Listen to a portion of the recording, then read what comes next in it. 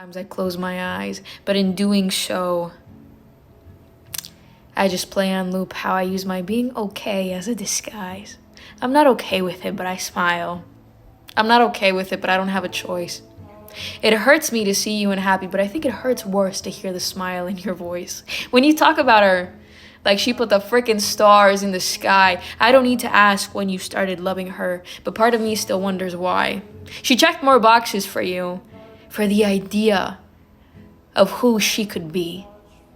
You know, I really wonder why your ideal woman looks absolutely nothing like me. So it's hard to see you together. When you said that to a relationship you didn't want to commit. Stupid, dumb, or an idiot, I don't know which label for me would best fit. Because it hurts my feelings, honestly, that somebody else got your best. Like spending time with me was just the study guide and now you're ready to take the test. Like spending time with me was in the meantime, the line outside the door. Now that you're front row for the experience, you don't remember me anymore. Why wasn't I the show? The experience to look forward to. Why did I try so hard to end up absolutely nothing to you? I absolutely hate to say it, but it makes me feel insecure that with her you knew immediately when with me you were never sure. The back and forth later, when things are more known. It's hard to see you together, to see the love that to me could have been shown.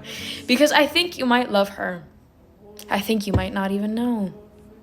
But I see it in the way you laugh, in a smile that only to me you used to show.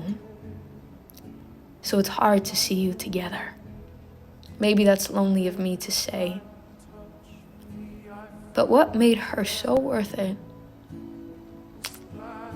when I wasn't worth it enough to stay? It's hard to see you together. I would give up sunsets just to be in the sunshine of your presence, and I knew that I was done for when I associated the sun with your essence, because warmth when I'm around you develops an entirely new meaning, as if every star in the galaxy held a meeting, all reconvening. To appreciate their origin, what are stars, if not your eyes? I tried to play it cool, but of course I melted through the disguise. I love sunsets. I can't imagine a world without. But I'm sure that when God created Earth, you're the muse sunsets were supposed to be about. Is that too much? I'm sorry. I'll keep it at hello. But I would give up sunsets to learn who God was painting. I want to know. And today you said something that made my head shake because I was confused, honestly surprised about what a wrong statement you could make. We sat down at the table, you took a moment, a pause, and it was like watching a wound exposed after being covered by too much gauze. You held your words out painfully. I hate the way that I look. And I thought back to when we met in the double take that I double took. You went down the list of criticisms, complaints. Everything I touch, my mind forcibly taints. Every person I love loves someone else better. Everything I write ends up in a tossed away letter. Every time I walk in, I'm self-conscious of how I act. Everybody else adds something to the conversation. I feel like I only subtract. Every time I smile, it dips too far to one side. Every time I do my hair, I regret ever having tried. And I listened. Well, you tore apart my sunset until it rained. I listened until it got dark and no light there seemed to remain. From your point of view, this was it, the end in sight. You weren't waiting for me to contradict you. You were waiting for me to say that you're right. But I hate to break it to you. I listened but never agreed. You thought this was a demonstration of a burden from which I had been mercifully freed. So you grabbed at your hands nervously. You didn't make eye contact or expect me to stay. Instead, you were sure that if you were honest, of course, it would push me away. And I sat there for a while. A long while, I guess. Until you looked up. I never thought of you any less. So I grabbed your hand, put it gently into mine, and I talked about sunsets and the intentionality of their design. I said I would give up sunsets if I didn't know the sun. But now that I've seen all your colors, the only way I would run is to appreciate them completely. I'm running towards, not away. You think you're imperfect. I think perfect is an overrated display. Because no two sunsets, no 2 days, no 2 mornings share the same specific rays. To shine like you do is a miracle we're blessed to perceive.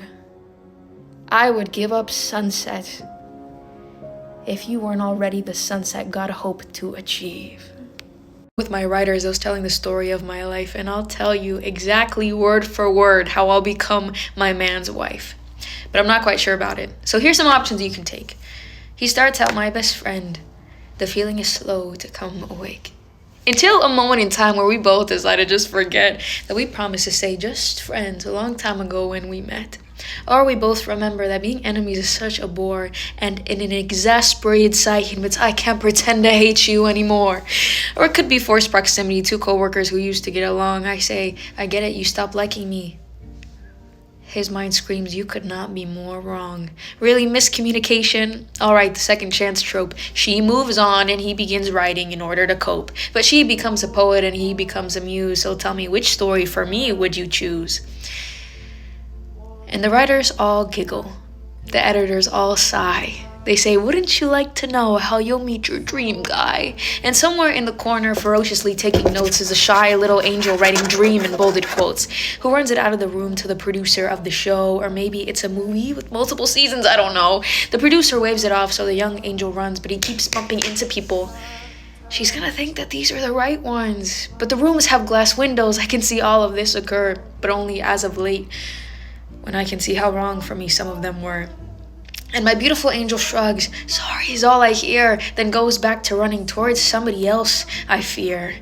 And I get this weird feeling that the story is all wrong, because finding my soulmate shouldn't be taking this long. But suddenly, like magic, a curtain is pulled back. A man sits in the room next to me. His angel runs out with a paper stack. He wanted to get it perfect. She feels it might be too late, but my story had clear instructions. He would be very worth the wait. So guess who she bumps into? My little angel who could. I was so distracted hearing this poem that I bumped into you. I wrote that I would. Last, I promised to love you, to hold the weight of your hands, to love you in such a way that only the truly passionate understands. Because my thumbprints hold your smile, the outline of your lips. God said not to become intoxicated, but my feelings for you were never found in sips. They're whispered in trees. Why do you think in the autumn leaves fall? In a past life I promised to love you, but I did not mean just in that one, but in every one, in all. So when I'm asked to succumb to modern creation, how do I tell a simple dating app that it can't compare to my adoration?